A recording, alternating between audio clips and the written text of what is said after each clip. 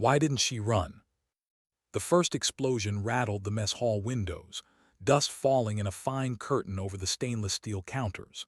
Men outside shouted, boots hammering across the gravel, rifles raised toward positions they had drilled for 100 times. But Morgan Casey didn't move. Not yet. Her spatula swept across the skillet one last time, sliding scrambled eggs onto a warming tray as if nothing around her had changed. Routine had always been her anchor. 3 years of cooking at Fob Sentinel had drilled her in quiet repetition. Eggs at 600, bacon on the side, coffee always strong enough to wake the dead. Explosions or not, men still needed breakfast. But as the second blast rolled closer, slamming against the mess hall walls, Morgan's eyes flicked to the window. The smoke didn't rise from a single impact site. It bloomed in several places at once, synchronized, calculated, professional. Her chest tightened. This wasn't random mortar fire. This was a coordinated strike. The base alarms confirmed it, their shrill voices splitting the morning air. All personnel to defensive positions. This is not a drill. Repeat, this is not a drill. Kitchen staff scattered instantly. Pans clattered, trays crashed to the floor as 3 junior cooks bolted for the shelter doors. One hesitated, glancing back. "Morgan, come on." She gave him a soft smile, almost maternal. "You go ahead, I'll secure the supplies." He didn't question her, just nodded and fled. That was the last time any of them would see the cook from the mess hall. Morgan waited 30 measured seconds, letting the room clear. Then she moved, deliberate, calm, but with a precision that no ordinary cook should have carried. She folded her apron neatly, set her hairnet aside on the counter like a woman tidying a workplace she might never see again. Then she crouched by the industrial freezer, fingers sliding under the metal lip until they found a hidden latch. The panel released with a metallic sigh. Inside waited the part of herself she had sworn never to touch again. An M4A1 carbine with custom modifications, a Sig Sauer P320, a blade worn smooth by years of use, tactical gear that still smelled faintly of oil and dust. Morgan's hands moved over them with something close to reverence. Her body remembered. Muscle memory locked back into place like a door being forced open after years sealed shut. Through the mess hall windows, her eyes tracked shadows darting across the compound. Men in unfamiliar tactical uniforms, their formation crisp, their weapons disciplined. Not insurgents, not amateurs, professionals. The kind you only recognized if you'd once been one yourself. And they were converging on the SEAL barracks. Morgan's breath hitched as she watched Commander Blake Sullivan's men, the best of America's quiet warriors, scramble for weapons. But they had been ambushed, surrounded before they even understood the scope of the assault. For 6 minutes and 42 seconds, Morgan counted every heartbeat. They fought with the ferocity only SEALs could muster. And one by one they went down, not killed. Stunned, darted, shackled. Someone wanted them alive. As the attackers dragged the unconscious operators toward waiting SUVs, Morgan's hands stilled on her rifle. 3 years, 2 months, and 16 days she had been Morgan Casey, mess hall cook. Before that, she had been Staff Sergeant Morgan Casey, 75th Ranger Regiment, one of the youngest team leaders to wear that patch. Soldiers had once spoken her name with respect. Some had whispered it with fear. But her war had ended in a crumbling building in Syria, under the green haze of night vision, staring at a boy no older than 12 with a detonator clutched in his hand. Her rifle had fired once, and her life had shattered with the echo. She hadn't picked up a weapon since that night, not until now. Morgan pressed her palm against the window pane, watching the SUVs roll toward the gate. Her pulse slowed.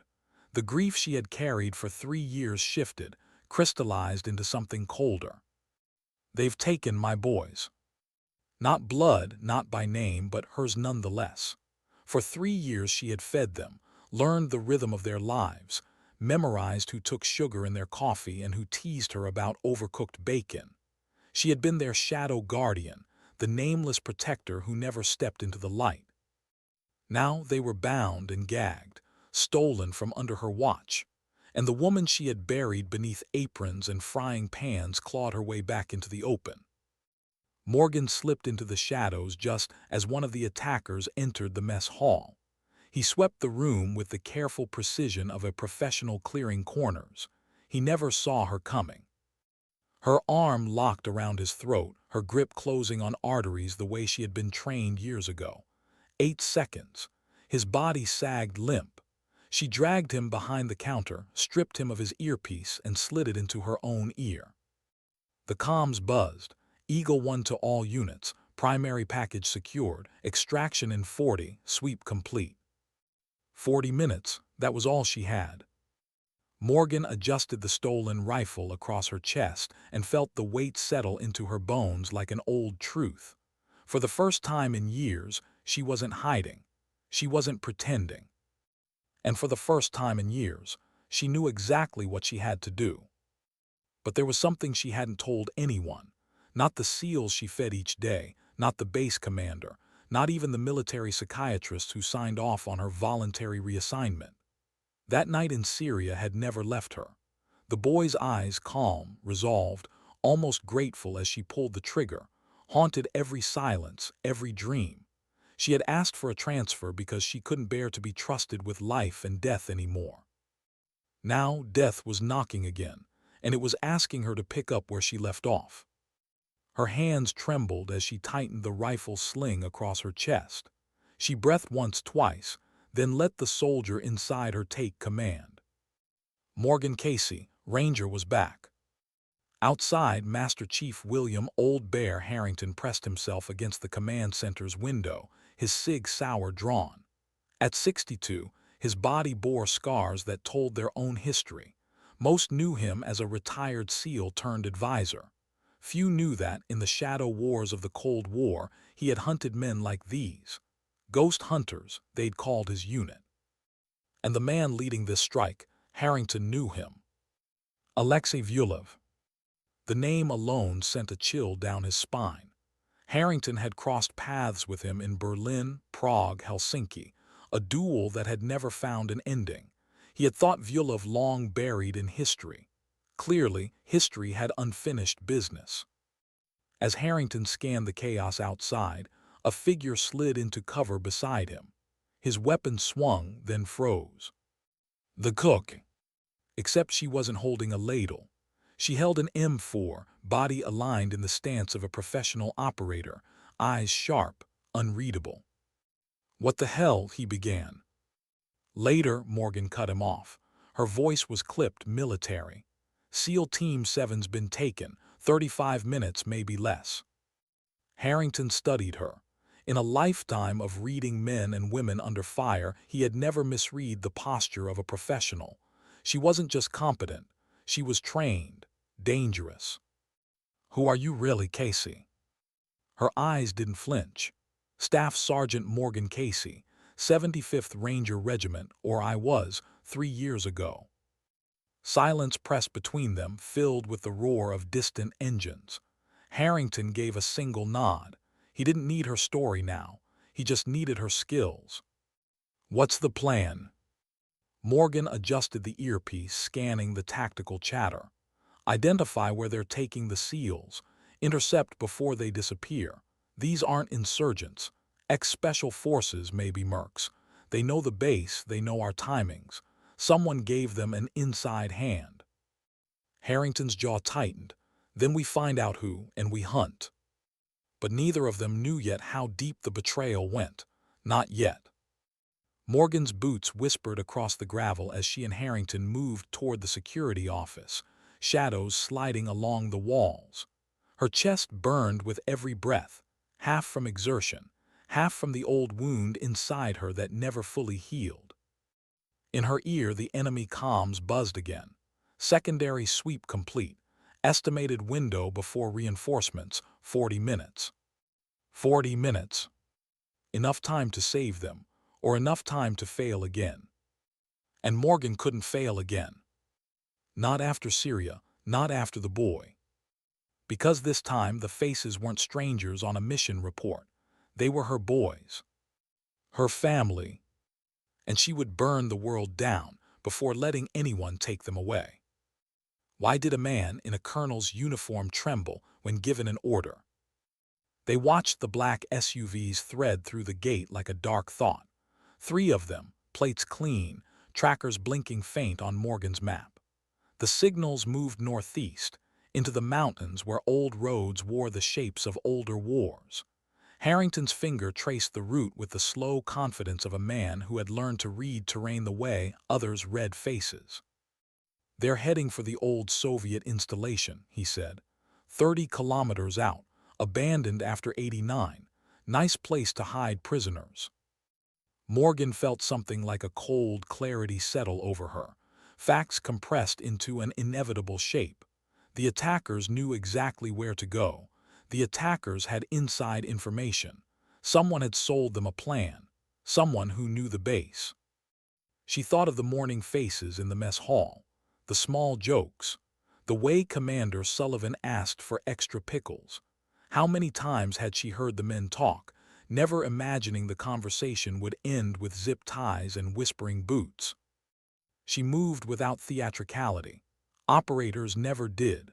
Her plan unfolded in small, efficient motions: gain access to surveillance, trace the GPS blips, intercept before the convoy hit cover. 40 minutes was a window, long enough if you could move like a shadow, short enough that hesitation would be death. They crept through corridors strangers paid to ignore. Morgan's hands brushed cold metal, eyes cataloging angles, exits, the smell of dust that hadn't seen sunlight in decades. Training made maps in her head, safe routes, ambush points, locations where a man could vanish. She'd memorized them on 100 missions. Tonight they were all painfully, intimately familiar. The security office was locked. Harrington looked at the panel and punched a code that had been given to only a handful of trusted people. The screen came alive with feeds from cameras sitting like dead sentries around the base. Vehicles rolled in pixels. Men moved like dark insects. 3 SUVs, moving northeast toward the mountains. Morgan's fingers flew over the keyboard.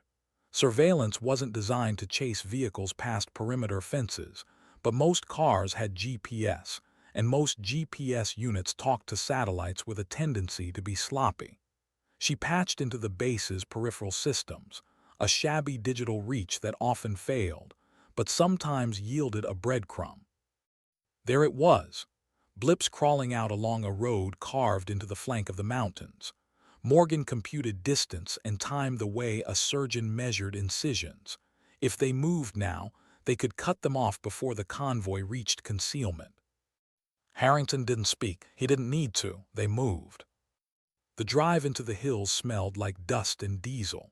The jeep climbed, guns tucked, the engine a low animal. Morgan kept her face toward the window, cataloging the landscape the way she had cataloged men: ridges, gullies, ambush points. The sun leaned toward afternoon. Time was a line they had to shorten. Somewhere behind the convoy, old loyalties fractured. Morgan had a ledger of the past etched in her spine, the night in Syria that pushed her under an apron. The memory was a private wound. She sealed it with discipline and a decision: make herself small, invisible. But invisible had limits. The people you loved could be taken from a distance and you would have no way to touch them. You would be a spectator as the world was stolen from you. She was not going to be a spectator again. They found the facility like you find a bruise, a scar on the land you tried to forget. Soviet concrete, jagged antennas like broken teeth, a courtyard littered with the ghosts of vehicles. The convoy sat in a neat line, doors open, men moving prisoners toward an inner building as though they'd rehearsed the choreography. Harrington's jaw tightened. "This is organized," he said. "Not just mercs, someone been giving them everything." Morgan's comm fed them the same voice they'd heard in the mess hall: steady, clinical, primary package secure, moving to extraction. The voice used American tactical language, English with the right cadence, too familiar. "Inside help," Morgan said. The possibility was an acid taste. They moved along the ridge, using scrub and shadow to approach. Morgan glided through cover, not loud, not showy, just steady, because there was no time for anything else. Her heart thudded with a rhythm she recognized and trusted. It was the rhythm of work that mattered. They watched two guards at the main gate, two by the depot, one on the roof like a dark nail. A sniper. The compound was tight, controlled. There was a small building in the center that would have once been the communications hub, thick walls, limited windows. If you wanted prisoners out of sight, that's where you'd take them. Harrington pointed. Their command center, reinforced. That's where they'll hold the team. Morgan nodded. She wanted to move fast. Precision made better odds than courage. They skirted the perimeter, then found a blind gate, a maintenance access no one used anymore. The metal shrieked like a throat when they slipped in. Inside, rust hung heavy in the air. They had almost reached the inner courtyard when a voice called out, not from the guards but from the shadow of a doorway, clean English with that thin accent that comes from lives lived among languages. Even across the distance, it cut like a scalpel. Lieutenant Colonel Hayes. The name landed with the force of a blow. Hayes stepped from the doorway, palms up, as if surrendering. His uniform was neat. His eyes were not. There was a tremor in his hand that Morgan had seen in younger soldiers who had been shot at for the first time, the body making space for terror. "You brought guests," he said, the words brittle. The man who greeted him from the doorway was not a name Morgan expected to hear in this theater. He was tall, his hair threaded with silver, and he had an intelligence that sat in every line of his face. Alexei Vyulov smiled like a man appraising a collection. Hayes's face folded. For a moment Morgan misread it as guilt, then she realized it was something worse, calculation and a kind of worshipful fear. Something in Morgan's chest tightened. She had rehearsed 1,000 worst-case scenarios. Betrayal sat at the top of the list like a horned beast. But this was more intimate. Hayes had been the executive officer of this base. He knew layouts, watch rotations, the people. He'd had access to keys and codes. The attackers had moved like a shadow that had been given a plan by someone with the lights on. She remembered the way Hayes's voice had sounded on the radio earlier. Controlled, precise. And now he stood at the mouth of the compound, talking to the man in black as if they were old acquaintances. "Victor," Harrington said, voice low, "what the hell is this?" Hayes didn't flinch. He leveled a gaze that had the sheen of someone who had been backed into a corner. "Bill," he said to Harrington, the words carrying a familiarity that pricked like salt. Morgan wanted to lob accusations. She wanted to hold him against a wall and demand answers until his throat bled truth. But she'd learned that rage could blind you in the exact second you needed to see clearly. Strategy was a surgeon's blade. It did not tremble. Hayes's hands trembled when he spoke, and in that quiver Morgan saw the history of why men fold. Not because they are cowards, but because someone they love is threatened. Vyulov's smile widened as if he read the line in Morgan's face like an open page. "You found her," he said to Hayes with slow approval. "The ranger who cooks, we finally meet." Morgan's name on his tongue felt like a verdict. She stepped forward.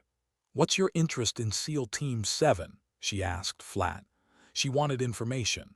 She wanted to know if the men in the transport were alive, if they were hurt. She wanted to know whether to kill the men standing in front of her or the men sitting in her head.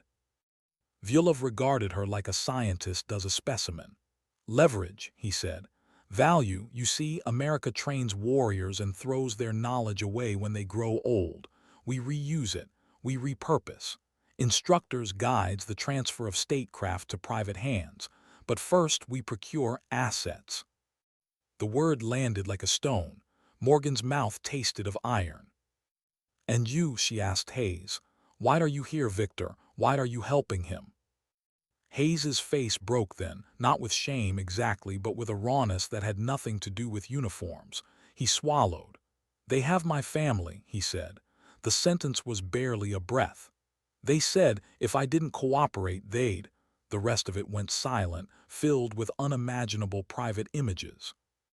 Vyulov watched him with the patronizing attention of a puppeteer pleased with the skill of his strings. "A man makes choices," he said. "Some for honor, others for blood. We are all constrained by the things the world holds over us." Morgan's hands clenched on her weapon. She understood being trapped. She had been trapped by the memory of a boy and the echo of a trigger. But merciless men used that knowledge like a scalpel to separate the living from their courage. Hayes's eyes found hers, not accusing, pleading. "I can help," he said. "There's a secondary compound. Satellite arrays nearby. We can move them before reinforcement lands." The offer tasted like betrayal. It smelled like desperation. Harrington stepped forward like a dry wind. "You sold us out," he said quietly, the accusation like a stone dropped into cold water. Hayes's jaw tightened. "I did what I had to," he said, and for the first time Morgan heard not the voice of a colonel but a father. Vyulov clapped his hands softly like someone applauding bad theater. "How touching," he said. "So much drama. You understand, ladies and gentlemen, this is not personal. It is business. But yes, Mr. Hayes's cooperation was useful." The world tilted. If Hayes had been turned, the base had been a tinderbox waiting for a match. Morgan felt blood rush in her ears. The faces of the men who ate at her tables rose in her mind like a flock of paper birds. Commander Sullivan laughing at a bad joke. Nakamura arguing politics over eggs. The young man who always had a girl in his stories. They were in a building behind reinforced doors inside a compound built to resist bombing. She had 40 minutes to get them out before the convoy vanished into the maze of mountain roads, and the mercenaries slipped away like smoke. Vyulov's boots scuffed as he took a step forward. "You could surrender," he suggested. His tone was kind, like a man making prison arrangements. "Help us, and perhaps there will be mercy. Resist, and we make examples." Morgan tuned everything else out and listened to a different sound. The voice in her head that had told her to raise a ladle and keep counting the eggs until she could figure out what came next. That voice had once told her to pull a trigger, and afterwards had never forgiven her. The ledger of her life did not allow another mistake. Everything narrowed to purpose. She looked at Hayes. The colonel looked at the man in the doorway. Vyulov's shadow fell across both their faces like a verdict. "Fine," Morgan said. The word was cold. "We cooperate for now." It was not surrender.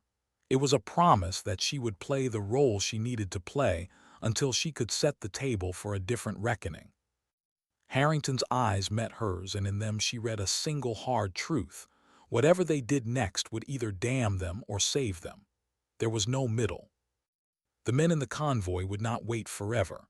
The mountain road swallowed light and time like it always had. Reinforcements might come, or they might not. And if they didn't, the way men like Vyulov thought about the world would survive and spread. As the sun slid lower, the compound breathed around them. Machines, men, routines. Inside that breathing was a plan. Morgan folded herself into it like a seamstress tucking thread into cloth. She felt the old armor of herself settle into place. The mess hall apron lay in a drawer somewhere, neat and patient. Underneath, the ranger still lived. She had made a bargain. She had rolled an ugly coin across a table with monsters. But bargains were how you got time. Time bought a shot, a single chance. And Morgan was comfortable with small chances because small things were where lives turned. A distracted guard, a loose bolt, a zip tie fraying, an ego too large for reason. She breathed in. She exhaled. Her mouth tasted of diesel and iron and the small, dangerous thing called resolve. There would be a plan. There would be action. There would be blood, perhaps, maybe death. But Morgan wanted one thing more than anything else, to make sure that when the world added up the cost of what had been done that morning, it would read a number she had a hand in changing. She tightened the strap on her rifle and watched the men move prisoners into the inner building like the last act of a terrible play. The clock on her comm blinked. 38 minutes. She did not look away. Why did the men who'd sworn oaths to protect tremble when handed choices that weren't theirs? The concrete smelled like old rain and bleach as they were marched down beneath the earth. Lights hummed in a way that made everything feel thinner, more fragile, like someone had sanded the world down to its essential pieces. Zip ties sliced into wrists with a whisper. The guards moved with the professional choreography of people paid to make everything look inevitable. Morgan kept her face blank. She had long ago perfected the empty look that tells nothing, the bland, polite expression of a woman who washes dishes while men in uniform swear about politics. From the outside it was a mask. From the inside it was a map of the places she could not go back to. She had rehearsed this performance for 3 years, in part because performance hides things, regrets, guilt, a name that no one wanted to say aloud. It also kept her alive. They pushed them into a room that smelled of machine oil and stale cigarettes. The SEALs were there, Team 7, 12 men sitting like a forest of bones in quiet fury. Commander Blake Sullivan's jaw was set. Chief Petty Officer David Nakamura's eyes were calculating, always cataloging an exit. Recognition flickered across their faces at the sight of Morgan and Harrington. Surprise, disdain, then that thin, professional curiosity special operators reserve for someone who might be useful. Morgan sat with her hands behind her back and let the bonds rest at her wrists. When Commander Sullivan asked the obvious question, "Why is our cook cuffed up with us?" the room breathed a small, communal laugh that had more edge than warmth. "Long story," Morgan said. "Short version, I used to be something else." Sullivan didn't press. He was a man who preferred action to explanations. He squinted toward Hayes when the colonel came back into the room, his face guarded. "You the reason we're here?" he asked. Hayes' response was a practiced neutrality. "Complications," he said. "Operational security." Complications. Lies were often dressed as euphemisms. Morgan read the space between Hayes' words and the look in his eyes. Someone had a ledger, and the entries were written in blood. She tested her bonds when the men at the door paused to argue in a language she half understood. Fingers found a rough edge on the floor, metal, maybe a busted fingernail, maybe an old fragment of some fixture. She worked the plastic until it thinned. She kept the motion casual, like a man massaging a sore muscle. The skill was old, another muscle memory from before aprons and breakfast orders. Around them, the SEALs were arranging their bodies into a pattern that meant something to an observer who had seen coordinated violence before. They shifted slightly, creating cover, casting angles with their knees so that when the moment came, they wouldn't be a herd. "We need information," Nakamura whispered to Morgan when the guards left. "Who's the mastermind?" Morgan kept her answers slow and cheap. "A man named Alexei Vyulov. Old hands know the name. He's a private actor with a grudge and a very bad plan." Sullivan's mouth tightened with the shape of decisions. "If he's privatizing war, we stop him. If he's turning warriors into instructors for some market of killers, we end it." They had time to plan like men with paper maps. Morgan heard the dog-eared memory of Syria clicking at the edges of her thoughts. The boy, the detonator, the way sound filled a room and left a hollow in its wake. She had carried that night inside her like a stone in a pocket. The stone had weight. It had a name. She had never told them the truth about Syria, not even Harrington. There were things she had chosen to bury rather than expose. But here, chained in a room with men who trusted her on a different level, the weight felt different. It was not only hers. Hayes returned later, his face hollow in a way that made Morgan want to hit him to shake out the fear. He moved like a man who'd been given the option to choose between two impossible things. He bent close enough for her to hear words like map coordinates and time windows hung between them. "South corner," he breathed. "Storage building. Your gear is there.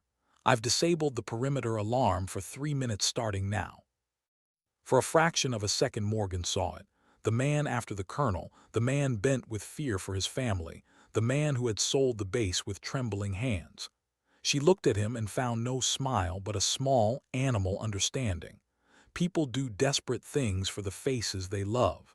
That knowledge did not excuse him, but it did give them a shot. Why? She asked quietly. Hayes' voice broke. They're holding them as leverage. If I don't cooperate, they promised. The lie promised us faith too, Victor, Harrington cut in blunt as a blade. The old man's voice had the weight of history. We move now. The plan was simple enough on paper, manufacturing a 3-minute lull into an entrance, a sprint to the storage building, grab the gear, runners on. It always looked simpler on paper. Reality was a thing with teeth. They moved. Locks that had once been important looked casual now. Bolt cutters, a sleeve twisted with desperate hands. The storage unit smelled like old oil and nitrile gloves. Morgan's fingers closed around the handle of a rifle that was once as familiar as a childhood blanket. The weight of it against her shoulder was both reassurance and confession. When she slotted a magazine into place, she felt the rhythm of her life sync up with a world she had tried to walk away from. They burst into the courtyard like a sound. Morgan's command voice cut short commands. Sullivan's men flowed like river water finding a channel. The first guard looked up in the wrong second and did not get a second one. The fight was sudden and efficient, an ugly poem to a life that teaches you how to end things quickly. For a second in the middle of it, Morgan felt the dizzy buzz of old exhilaration. It was dangerous and necessary. The sensation made her nauseous. Sheaving aside the rush, she locked onto the task. Free her boys, get them moving, survive long enough to make a problem for the man who'd made a business of human plasticity. They found weapons, they found kits, they found things that meant they could fight and leave. But they also found the ledger of Valov's plan in the dust of the command tent, a list of names, transfer dates, locations like teeth in a jaw. It was worse than they feared. The SEALs stared at it the way a surgeon stares at the unfixable part of a body. Even professional fury has its limit. They moved as one organism, Sullivan painting sectors with precise shots, Nakamura clearing hallways with the economy that comes when you've practiced restraint and brutality. Harrington covered their rear like a ghost shadow. Morgan ran point, checking corners. She noticed the small things. A child's drawing pin to the inside of a locker, tape frayed where someone had tried to rip out cameras, a calendar marked in Cyrillic. They reached a corridor where someone else had thought ahead. A guard had been left behind, chewing gum, eyes too soft for the task, suspicious in a way that meant not all of them had been replaced. He was the first to fall. Morgan's suppressed pistol spoke once and the man slumped like a puppet whose strings had been cut. The sound was a crack, a thing she had done years ago and had not forgiven herself for since. In the rush after, there was a sharp, private fissure inside her, the feel of her finger on a trigger, the thinness between saving lives and destroying a child's future. In that fissure she saw the boy again, not a target, not an abstraction, but a small hand, the detonator black between fingers. The memory didn't come with judgment this time. It came like a photograph you study until the gloss peels away and you can see the fingerprints on the glass. They reached the detention room and found the SEALs already moving, legs stiff with the memory of confinement, blood in the corners of mouths from rough bindings. The reunion was practical, tight, not sentimental. These were warriors, not actors in a melodrama. Morgan felt a small, illicit pride when Sullivan looked at her and offered a plan with 5 seconds of thought. There was, of course, a complication. The guards had read the developing pattern, reinforcements shifted like tides, and down at the main building there was the hum of activity that signaled something worse. A roofline marked by a sniper, rakes of spotlights starting to sweep. Time had teeth. "South corner storage," Morgan said over the din. "We get to the trucks, we get out. Harrington will light a lane." Sullivan nodded the way men do when they trust each other's competence. "We take the trucks, we push east, we make noise they can't ignore." They moved like people carrying every second in the hollow of their hands. Bullets kissed concrete and left small black memorials. Men shouted names. A grenade bloomed in a room and left its own private sky of dust. Harrington, despite his years, was a force, his old hands steady, his voice calm, pulling them through by anchoring them to procedure. He was the cadence to which the rest of them marched. At one point, Morgan found herself cradling her rifle in a doorway, watching the world pulse and hollow. Her side was sore where an earlier scuffle had left a bruise. Blood had dried on her sleeve in a pattern she couldn't read. She thought of the boy again, of how killing him had not made anything better. It had only made her smaller in some ways and larger in others. The paradox lived in her like an old scar. They got to the transport trucks, the seals loaded like a machine reassembling itself. Morgan felt hands on her shoulder, Harrington's, steady as a compass. He didn't say much. He didn't need to. They moved for the gate with guns and grim breath. The convoy started to roll as Sullivan shouted orders that kept them from collapsing into chaos. For a blissful, terrible moment, it looked like they might actually break the chain Valev had put around them. For a moment, the world could have been one where people who acted on principle won. Then a voice crackled over a radio, someone in English familiar cadence, a professional's comfort. Eagle actual to Viper. Status report. The radio's tone was crisp. A man laughed quietly on the other end. Morgan's stomach dropped. Familiar complacency was the worst kind of trap. There was a slickness in that voice that belonged inside rooms with whispers and currency. Here, where the world had teeth, sometimes the enemy spoke your language perfectly. Trails cut, Sullivan said to no one and everyone, his eyes on Morgan. We've been had. Someone's playing chess with us, and we keep walking into the same gambit. Harrington cursed under his breath. They had the trucks moving, but they were not out of the woods. Somewhere in the compound, a man who treated war like a ledger would be adding another column. Morgan looked at the convoy, the men who'd trusted her to make their breakfasts now trusting her with their lives. She had 1,000 reasons to run, some selfish, some brutal, but she stayed. Because something in her had been allowed to be small and safe, and now what she had given up on the other side of that bargain wanted it back. When the gate rolled open and the world spilled light, Morgan felt a blade of clarity that was almost quiet. This was not just about a boy or a set of stolen men. It was a choice between letting the world be remade in someone else's image and taking the ugliness of violence into your hands so that no one else would have to. The convoy rolled, heavier and more wrong than when it had arrived. They were not free yet, not by a long shot. But something else had shifted. The people who had hidden themselves under aprons and wrong uniforms had found one another again. They were brittle, scarred, and furious, but they were together. And Morgan, who had sworn never to fire another shot for reasons that still bent her nights, felt resolve tighten like a sling across her chest. She thought of the boy and of all the small things that made a life worth guarding. Hold on, she said to herself, to the gear on her back, to the men who had trusted her to be ordinary. Hold on and fight like hell when the chance comes. They barreled down a winding road, smoke and dust at their heels, while behind them the old installation breathed like some wounded animal. The radio static sang. The night was getting closer, and with it, a reckoning. Morgan let the past be heavy. She did not let it be the final word. Why did silence weigh heavier than bullets? The trucks jolted down the mountain road, suspension screaming against potholes carved by decades of neglect. Inside, the SEALs sat in disciplined rows, weapons cradled like lifelines, eyes scanning darkness for shapes that didn't belong. The convoy was a beast made of steel and men, and yet Morgan felt the fragility of it. One rocket-propelled grenade, one ambush in a canyon, and the whole thing would end in fire. Dust clawed at her throat as she sat wedged between Harrington and Nakamura. She clutched her rifle, thumb brushing the safety, as if reminding herself it was real. She hadn't held one in years, not like this. Her palms still remembered the warmth of frying pans and coffee mugs. Yet here she was, surrounded by warriors, their faces unreadable masks carved by repetition.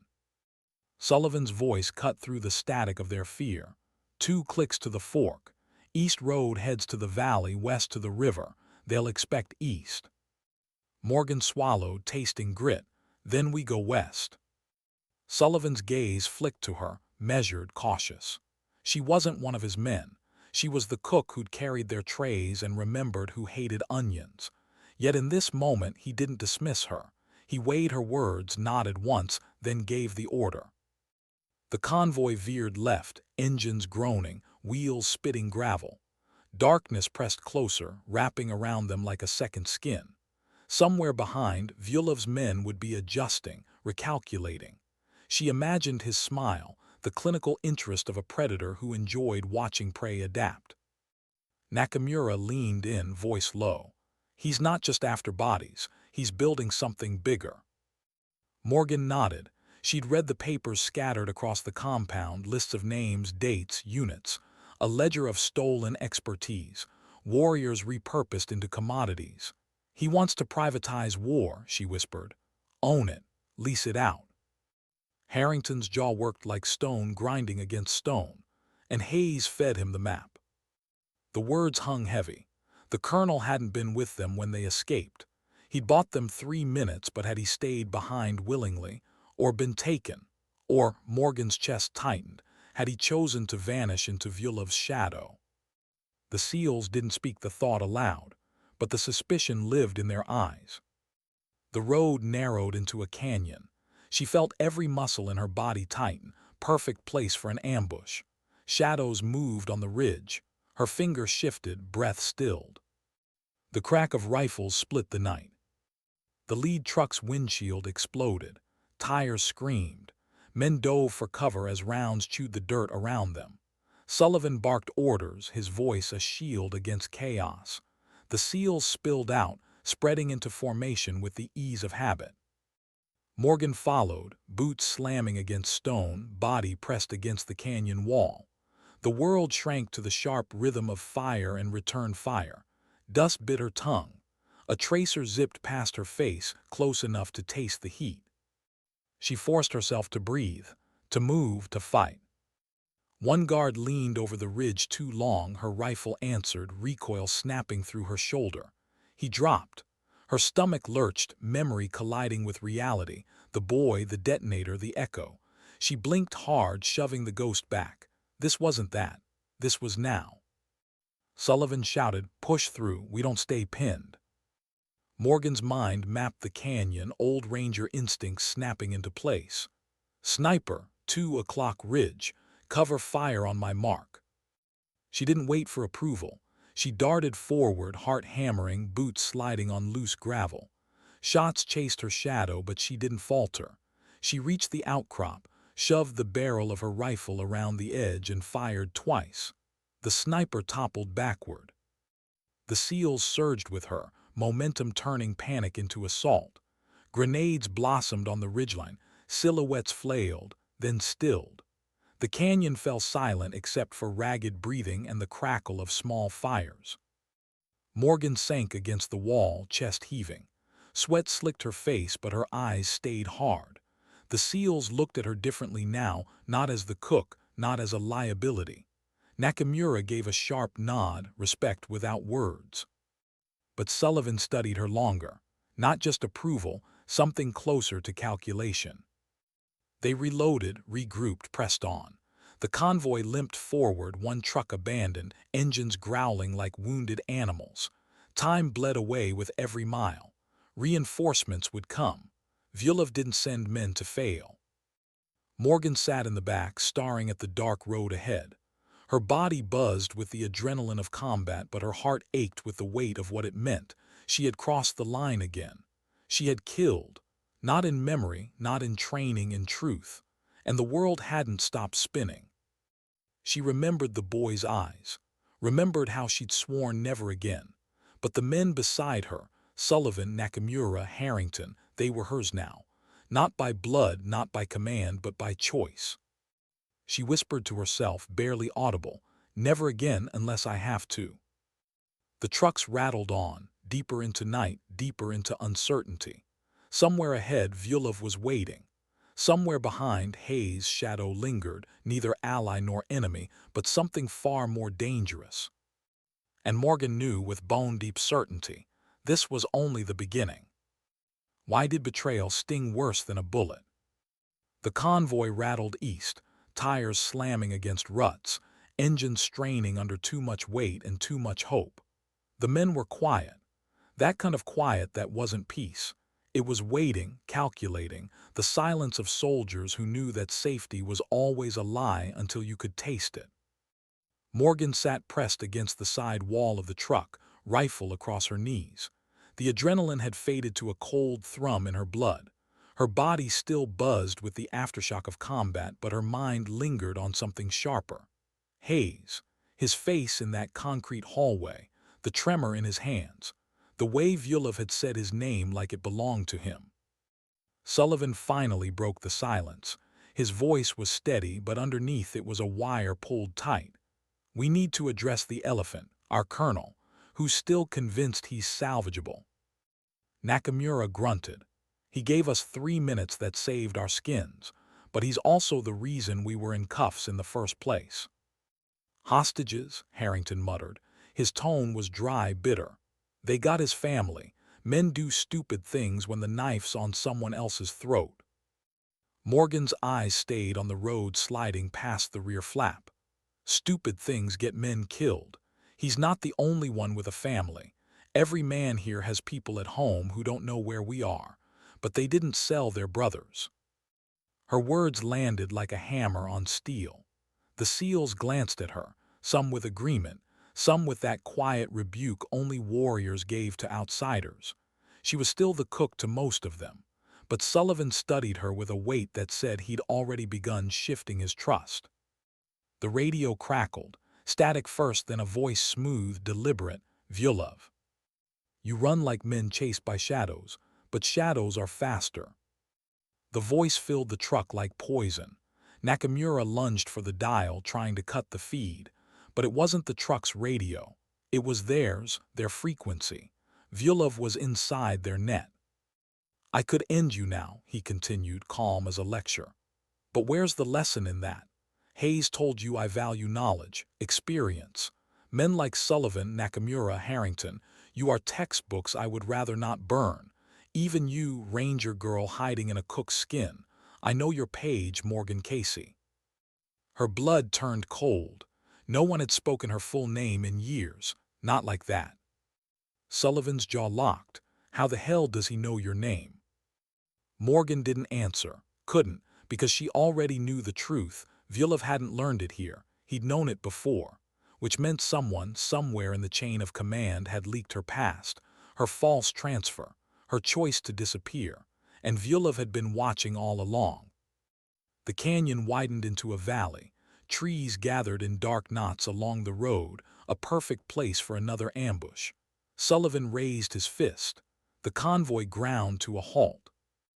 Out, he ordered. We take high ground before we're boxed in.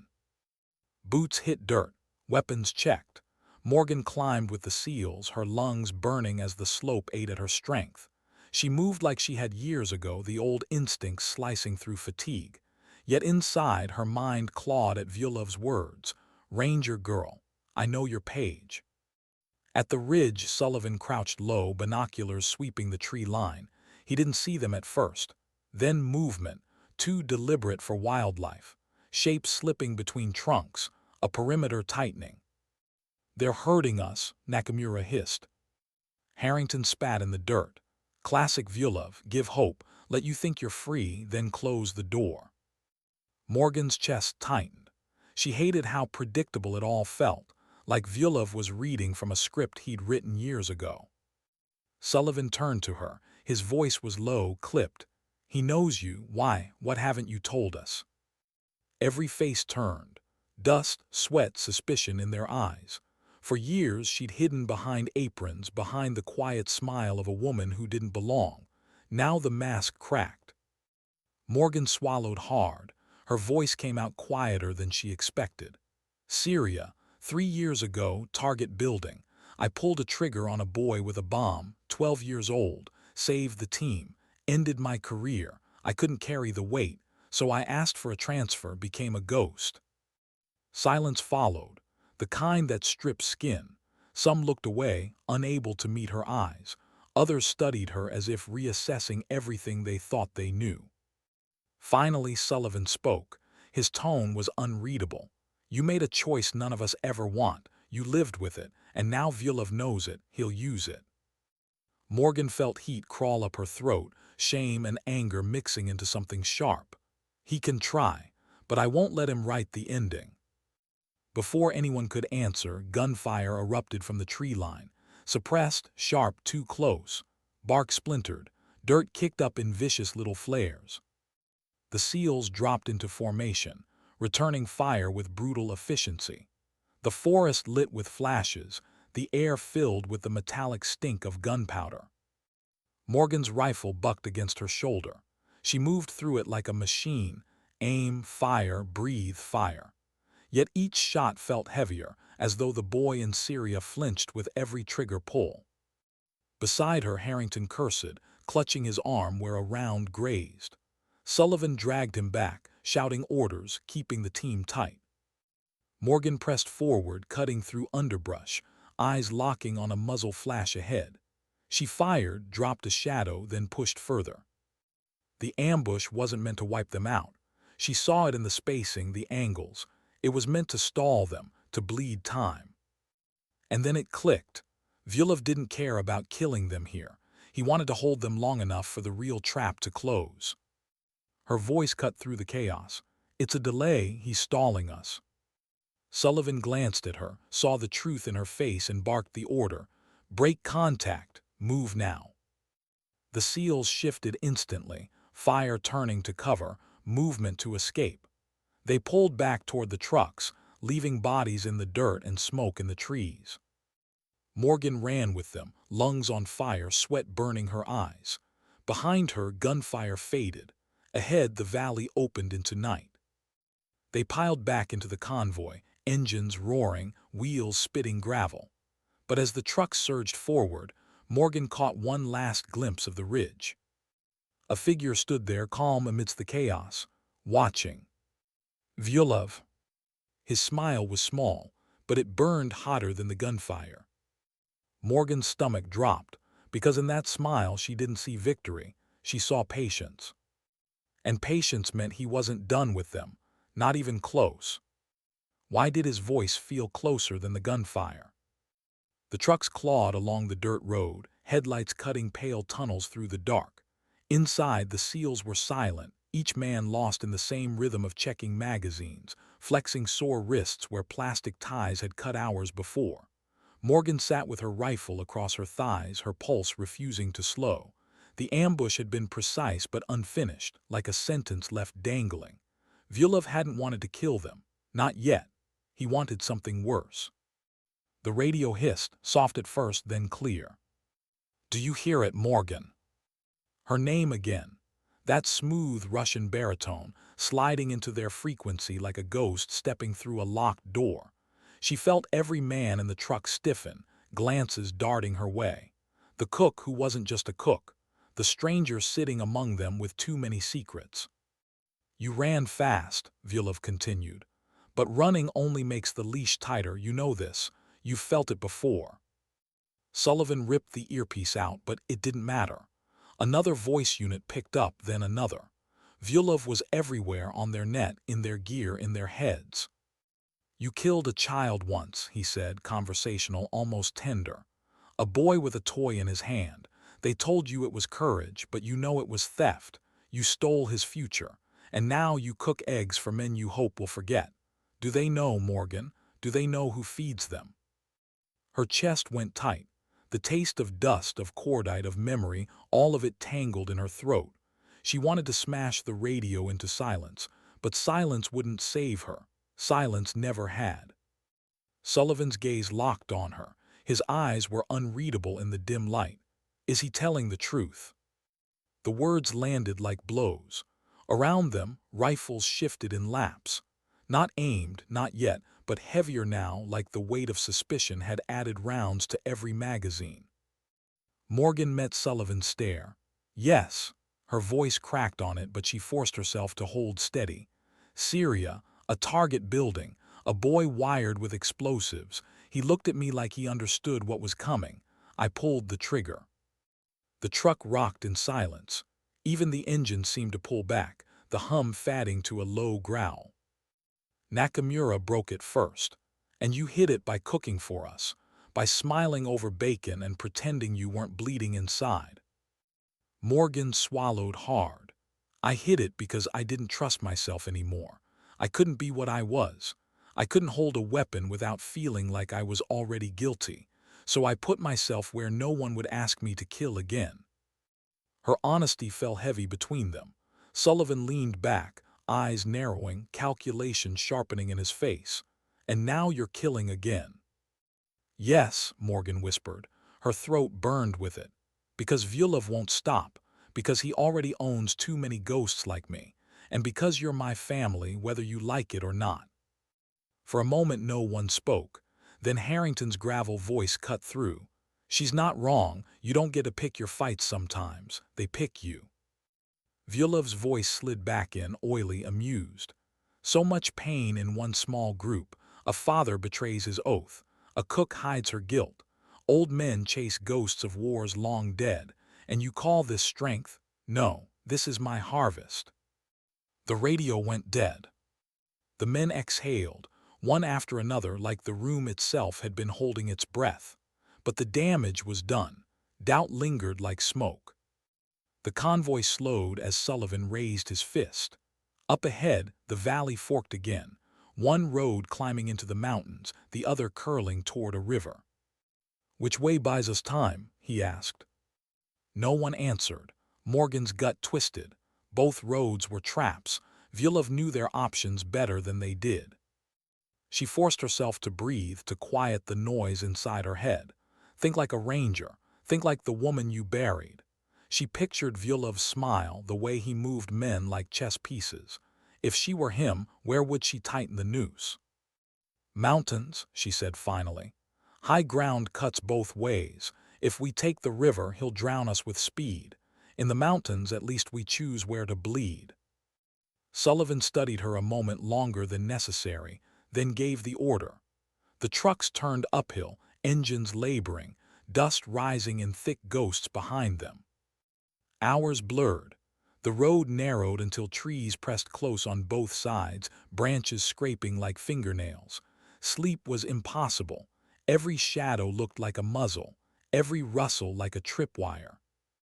Morgan caught herself staring at the men, faces she'd fed for years, faces that had trusted her with something as ordinary as breakfast. Now those same faces weighed whether she belonged in their circle at all. She didn't blame them. She barely trusted herself. When dawn began to gray the sky, they pulled into a clearing. Exhaustion gnawed at every edge. The seals fanned out, securing a perimeter. Harrington dropped beside a stump, rubbing his arm where the bullet had grazed him. Sullivan unrolled a map, eyes bloodshot but sharp. Morgan sat apart, rifle across her lap, head bowed. The weight of Vyulov's words still pressed on her chest. The boy in Syria, the choice she could never undo.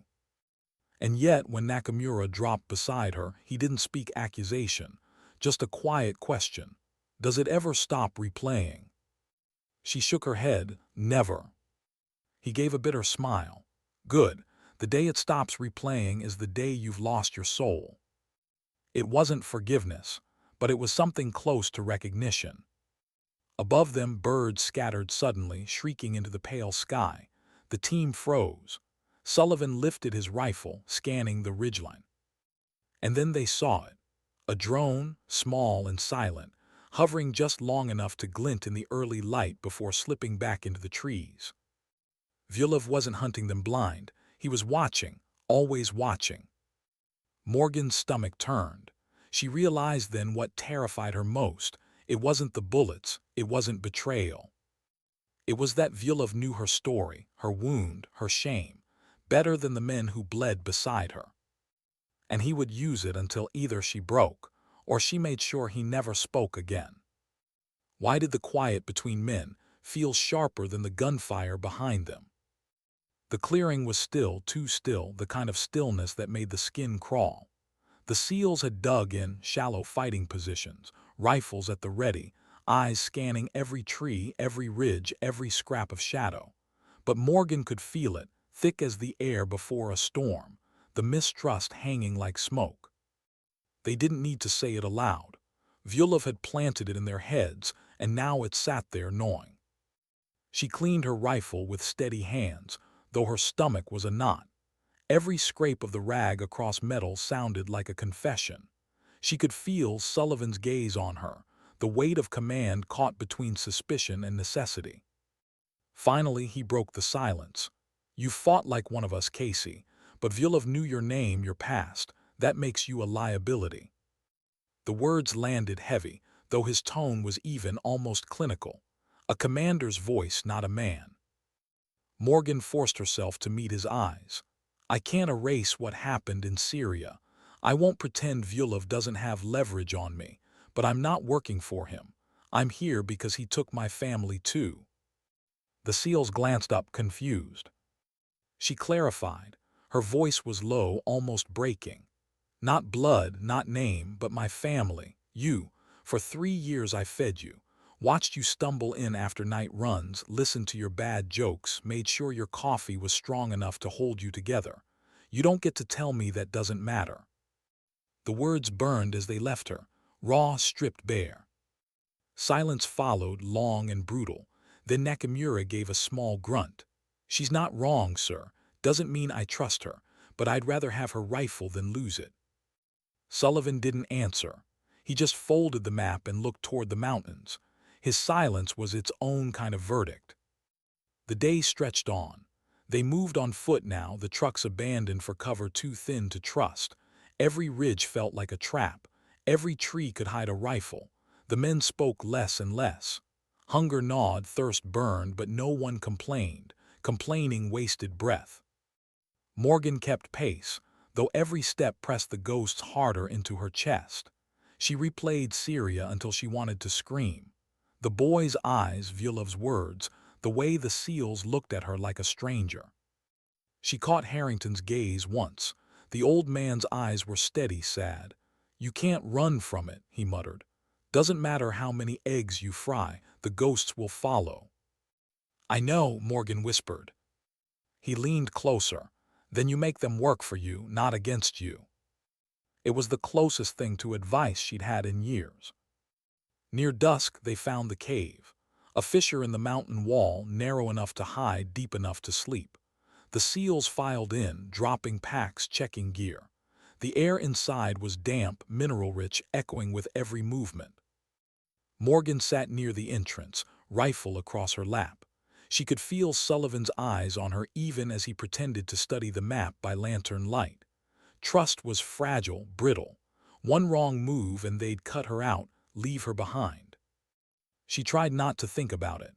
Tried to focus on the rhythm of breathing, the scrape of boots, the metallic clicks of rifles being checked and rechecked. And then static. The radio on Nakamura's chest buzzed to life, unbidden. Vyulov's voice, soft, intimate.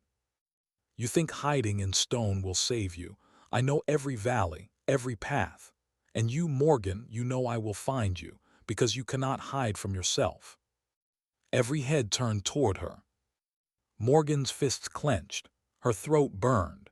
She wanted to scream back, to tell Vyulov to choke on his own lies, but she forced herself to stay still, to breathe. "Cut the radio," Sullivan ordered. Nakamura killed the feed, but the damage was already there. Vyulov had spoken directly into their cracks, and the cracks were widening. That night, sleep didn't come. Morgan lay against the cold stone, rifle across her chest, staring at the ceiling. Around her, the SEALs shifted restlessly. One coughed. Another muttered in his dreams. Sullivan sat awake at the far end, eyes scanning the shadows as if Vyulov might crawl from the walls themselves. She closed her eyes, but all she saw was the boy, and Vyulov's smile. When morning came, they moved again, tired, hollow, brittle. The paranoia had sunk into their bones. Every branch snap was betrayal. Every shadow was haze. Every silence was Vyulov. By mid-afternoon, they stumbled into a gorge where the trail split. The ground was soft with mud, recent rain pooling in shallow depressions. Tracks cut through it, boot prints, heavy, fresh. Sullivan crouched low, running fingers along the mud. They're close, too close. Morgan's heart hammered. Vyulov wasn't just watching. He was guiding them, tightening the rope, pulling them deeper into his theater. And somewhere, she realized with a chill, Hayes was still out there, caught between loyalty and fear. A man who had betrayed them once, but maybe hadn't finished his story. The gorge swallowed their footsteps. The team moved tighter, rifles up, every sense straining. And Morgan knew, before night fell, something would break. Not just the silence, not just the trust. Someone's faith would snap. And when it did, Vyulov would be waiting to collect the pieces. Why did the last mile feel heavier than all the ones before it? The gorge narrowed until the walls pressed close, stone slick with moss and old rain. Every step echoed, loud as a gunshot in Morgan's chest. The SEALs moved in silence, weapons up, eyes raking every ridge. Harrington limped at the rear, jaw tight, refusing to ask for help. Sullivan led from the front, his silhouette a blade cutting through the gloom. Morgan kept her place in the middle. She didn't want to be in front, didn't want to be in back. She was the hinge, the part that could either hold or break. When the first shot cracked, no one was surprised. The gorge exploded in fire. Bullets ricocheted off stone, sparks spitting into the dim. Men dove for cover, shouting sectors, returning fire. The echoes made it impossible to tell where the shooters were, like the mountain itself had decided to kill them. Morgan pressed against the wall, breath ragged, rifle tight to her shoulder. She fired at flashes, moved when Sullivan shouted, felt dirt spray her cheek as a round hit inches away.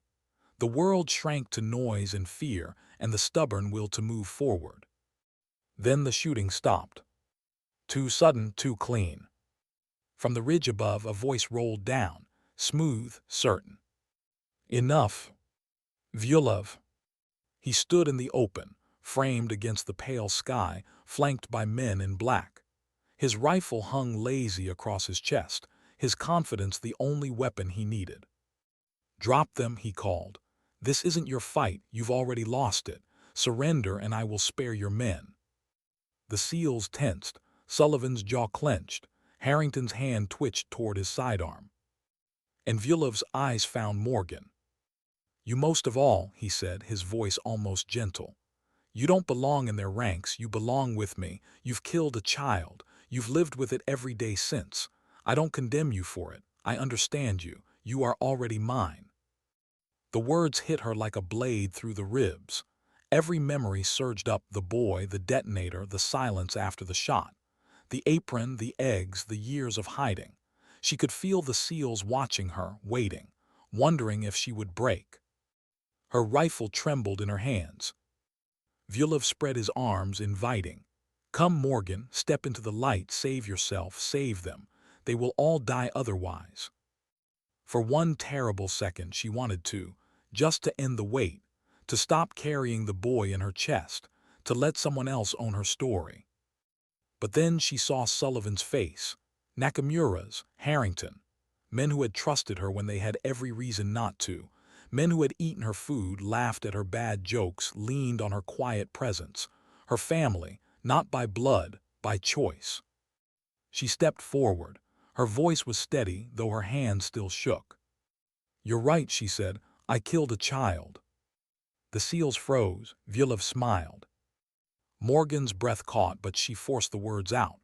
And I've carried him every day since. But that doesn't make me yours. It makes me dangerous to men like you. Her rifle rose. The shot cracked, sharp as glass. Vyulov staggered, eyes wide with shock. His men shouted, opening fire, but the SEALs were already moving, raining lead into the ridge, cutting down silhouettes in brutal precision. The gorge filled with thunder, stone and blood and smoke. Morgan didn't stop shooting until Vyulov's body tumbled down the slope, hitting the dirt at her feet. His smile was gone.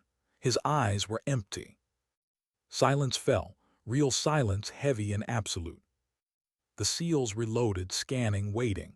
But no more shots came. The survivors had fled. Sullivan approached, chest heaving, face unreadable. He looked at Vyulov's body, then at Morgan. "You didn't hesitate," he said. She wiped sweat and tears from her face with the back of her hand. "I've hesitated enough in my life." For a moment no one spoke. Then Harrington stepped forward, old, battered, bloodied, but steady. He raised his hand, and in front of all of them the retired SEAL gave her a sharp, deliberate salute. The gorge seemed to hold its breath. The men who had once looked at her as a stranger now looked at her as something else. Not a cook, not a ghost, one of them. Morgan didn't return the salute. She just nodded, throat tight, heart burning. The SEALs gathered their wounded, shouldered their rifles, and began the long march down the mountain. The war wasn't over. The betrayal wasn't undone. Hayes was still out there. The world would always make more Vyulovs. But Morgan knew something now she hadn't known in years. She could carry the boy and still fight. She could be broken and still stand. And sometimes dignity didn't speak. It simply acted.